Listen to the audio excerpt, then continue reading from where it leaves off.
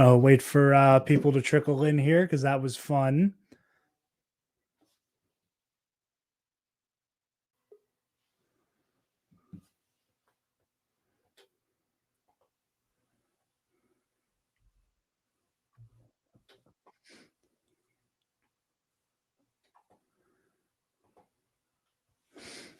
You want to real quick share the new link? That's funny. Assholes. Literally, the thing that infuriates me with that so much. All right, we got some people starting to trickle back in.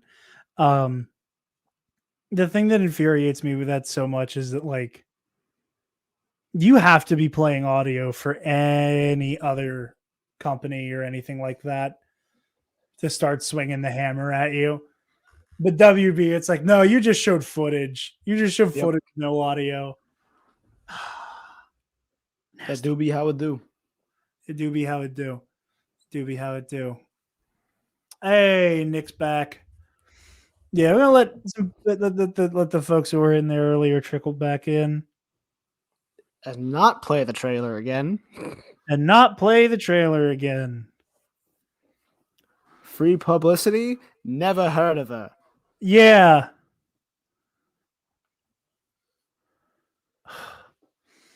I hate how angry I am about it. Anyway, Travis, as you were saying, as we kind of realized it shit out with the detective stuff. I don't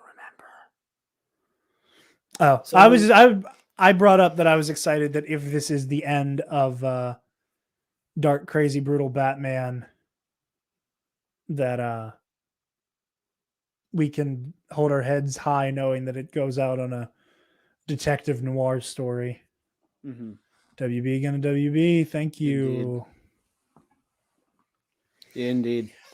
Like Travis said, just free publicity. We're just talking about your already super popular trailer. But yeah, I'm excited for this movie. I think it's going to be great. I think it's going to be the best version of this we've seen. I don't think we're going to get more of Matt Reeves as the Batman, and I'm comfortable with that. I would like more live action Batman that is treated like how Batman is treated in animated properties right now. Concur completely. Where again, the game while watching the thing is usually at what point in his career is he in? Like, is Jason, what Robin is he on? Has Jason died yet? Is Dick Nightwing yet? Or is he with the Titans? Does he know about Damian? Right? Like all the fun plug and play things you get to do. I'd love more of that with a live action Batman. Yeah.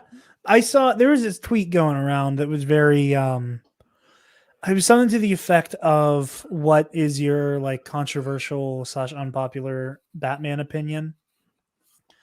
And a lot of the like quote tweets and replies to the original post were something to the effect of I'm tired of waiting for Robin. Like, we're not going to get another truly good Batman movie until we get to see Robin again, unironically. Like, not as a joke, not as a bit, not as some type of like, oh, look how silly it is because he's not wearing pants. Like just have Dick or Tim or any of the Robins get to do their thing. And again, I think you're right that this is probably going to be a one-off. I hope it isn't. Probably will be. I would love to see what they did with a Robin in this. Like to watch this version of Batman just like have to grow to the point where he's capable of taking an apprentice, an award. I don't know. Like there's just so much potential for this Batman and so much potential from Robert Pattinson's like incredible performance up to this point. And like we've only seen trailers. We've seen 2 trailers and like stills. And there's a TV spot now that has like maybe like 1 or 2 shots of different footage.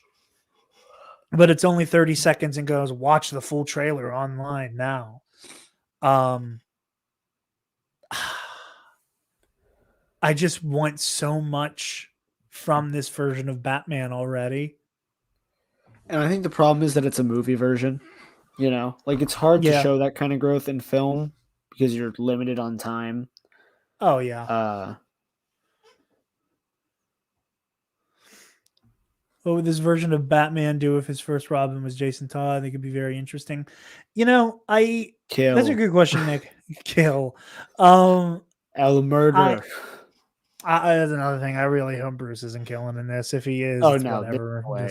Just He's ending people's lives in the way that like they'll never walk again, but they yeah, aren't dead technically. it isn't Batfleck with his harpoon and machine gun, but he's And certainly brains changed splattered their on the wall. livelihood. Yeah. Um, but I don't know. I think that I don't. I try and hope for stuff like this to be as comic accurate as possible, especially because a lot of DC stuff hasn't been, generally speaking. Generally speaking, a lot of DC stuff, changes the source material and some of it's like in its big first ever live action soirees that you have to explain to people. No, that's not how that actually works in the comics. That like Batman 89 convinced a whole lot of people that Joker killed Batman's parents. Mm-hmm. And love it for everything that it is. The first Richard Donner Superman convinced people that Superman could fly around the planet and turn back time. We're like, there's like DC specifically is guilty for a handful of like profoundly lore changing decisions in movies that I think in some way like really permanently altered people's perception of them. Mm-hmm. And that said, that's why I want as much comic accuracy as possible, especially with DC. That said, would I like to skip part of the line and just have Jason Todd in a Batman movie? Yeah, I wouldn't mind it. I wouldn't be necessarily opposed to it. I would rather see Dick come first, but I wouldn't mind it. I wouldn't mind it if they jumped to Jason. But you can also do.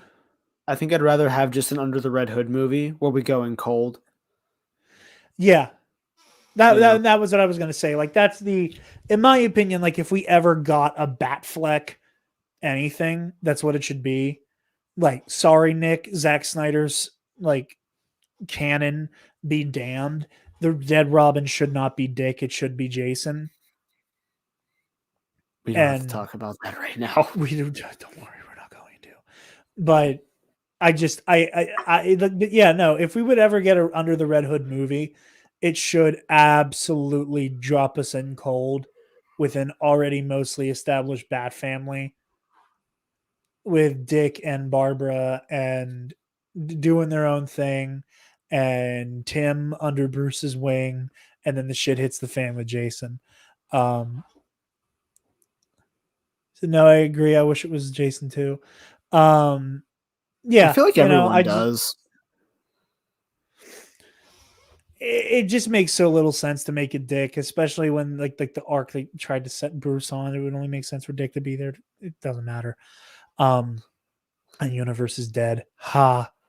Not a you, Nick. The Snyder cult itself.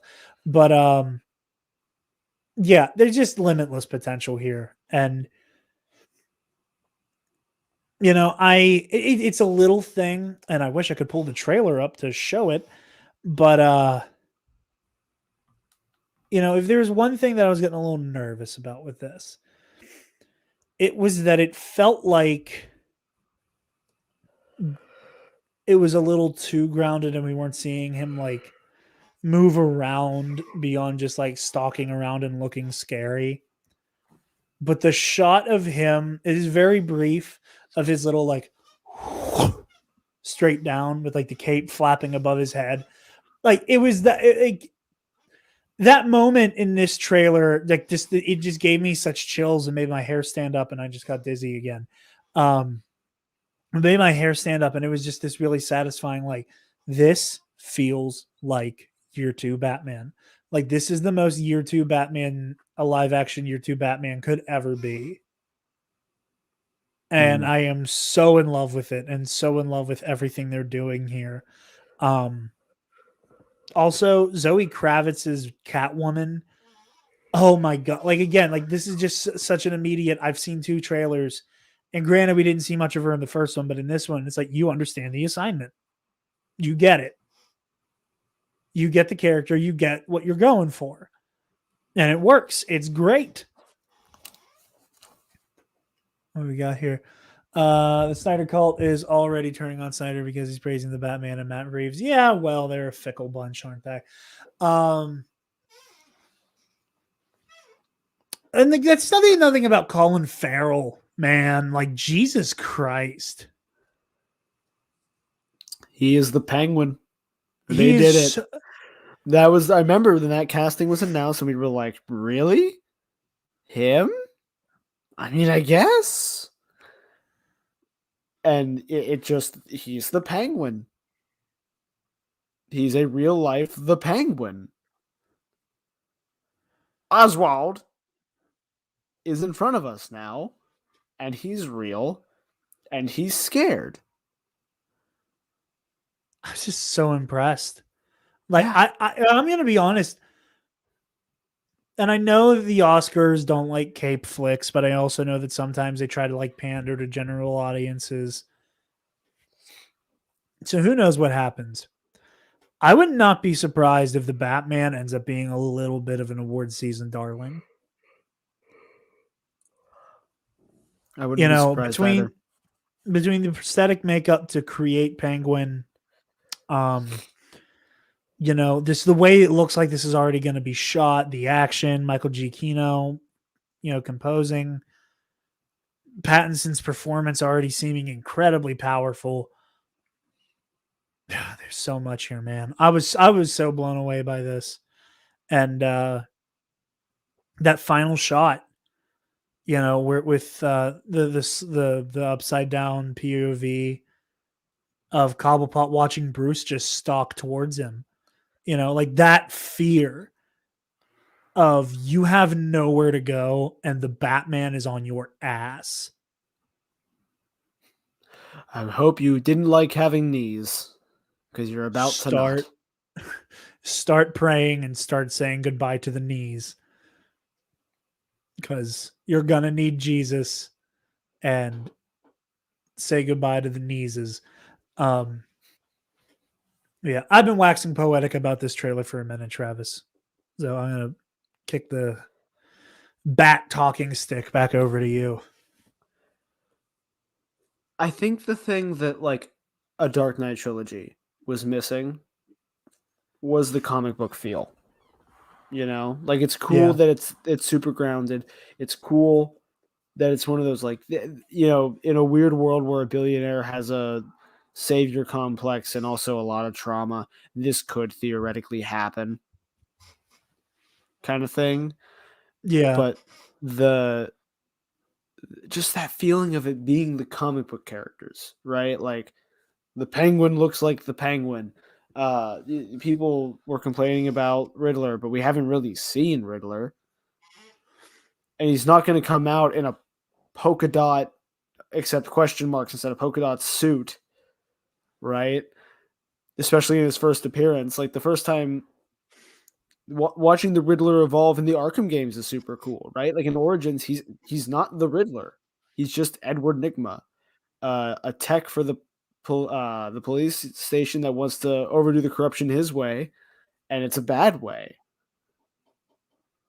And watch him just slowly dial it up into becoming the supervillain, where this Edward Nygma isn't the supervillain yet. This or even better yet, like, he's not even meant to be a supervillain. Yeah. Like, I like the idea that like people keep comparing him to like a serial killer, like a la, the movie Zodiac, or Kevin Spacey in Seven, where it's just this megalomaniacal, egotistical barbarous bastard who's enjoying his little reign of terror. And again, like talking about the stories, this feels like it's borrowing from, it feels like it's also borrowing from the Telltale games, where it feels like Thomas Wayne is responsible for something terrible. And this isn't going to be a version of the story where the Wayne family are saints. Obviously not deserving getting gunned down in cold blood in front of their child, but they weren't necessarily good people. They were incredibly powerful and corrupt. At least what it feels like this version will be that. And seeing this version of the Riddler that feels like he comes onto the scene kills the mayor, gets locked up. Because like the vibe of the movie feels like what we see in the first trailer where we see Riddler like taping up the body. Like that's probably like Gotham mayor or some shit. He leaves the note for the Batman. We see the diner arrest. We have the scene of Bruce confronting him like behind the visiting glass. So what have you done? You know, like I think part of the Riddler's plan is to get caught and then break out and cause even more mayhem while he's feeding Bruce all of the like, I know what's up. I think we're going to get the reveal that Nigma knows way more about Bruce than Bruce knows about Nigma super early in the movie. I really think like the dialogue we had in the last trailer that's talking about you know, how do I fit into all this? You know, you'll find out. I really think that what we're going to find out is Nigma being the super genius. He figured out the Bruce Wayne is the Batman, knows about some type of deep-seated corruption among Gotham's elites, and is on some type of like self-ordained mission from God to avenge the people of Gotham. And you know, there's your dramatic tension that both the Riddler and the Batman see themselves as these dark avengers for Gotham, and Bruce has to realize he's acting too much like the Riddler or whatever. Like it's genius. It's a really good outline for this movie where the characters feel like characters and aren't completely bogged down in kind of like a heavy-handed metaphor. You know, like this feels like what people act like the Dark Knight is already. In my opinion, because I'm a little bit harsher on the Dark Knight than most. I love it, but I think it is slightly overrated. But you know, I don't know if any of that makes sense or if that's a valid take or not. But yeah. Travis, any final thoughts on the Batman? Can't wait. Hope it holds its date. Excited. You know, it's really just around the corner. And that did not occur to me until watching the trailer and like looking at the calendar. Because I keep forgetting we're already halfway done with October. Yeah. Yeah, we are. It's okay. It's okay. This year is just sprinting past us. But yeah. Thank you all for tuning in to both parts of the DC Fandome live stream. I will be cutting these together and then I'll be cutting these together and then subsequently deleting both from the YouTube channel and then posting the version of them jointed together either tomorrow or Wednesday. So, and that'll also be the audio companion that goes in the podcast feed. So keep your eyes out for that. If you want to go back and listen or watch, or you need some background noise, we're happy to help. But yeah, Travis, where can the lovely people find you? On Twitter and Instagram at Travis Political. Jared. Yes. Where but live? You guys can find me at Dark Jedi 2552 on Twitter and Instagram, and going to bed immediately after I hit stop. And you can also find the Nerd Academy podcast on Facebook, Twitter, Instagram, YouTube, and on our website, www.thenerdacademypodcast.com, where if you're feeling generous, you can donate to our Patreon. Give me $1.